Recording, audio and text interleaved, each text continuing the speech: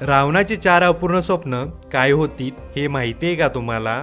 रावण म्हणाला, पहिलं स्वप्न माझं असं होतं की माझ्या लंकेभोवती जो समुद्र आहे ना त्याचं खारट पाणी मी गोड करणार होतो. दुसरं स्वप्न होतं मी सोन्यात सुवास निर्माण करणार होतो.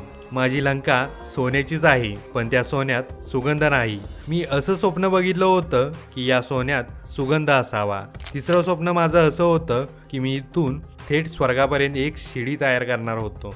का तर कोणालाही स्वर्गात जायचं असेल तर त्याला मरावं लागणार नाही, तो जिवंतपणे स्वर्गात जाऊ शकेल. आणि चौथं स्वप्न माझं असं होतं की कोणत्याही बापानं आपल्या लेकराला मरताना पाहू नये. बापासाठी सगळ्यात मोठं दुःख, सगळ्यात मोठा आघात, सगळ्यात मोठी विटंबना म्हणजे त्याचं मूल त्याच्याच डोळ्यासमोर मरणं.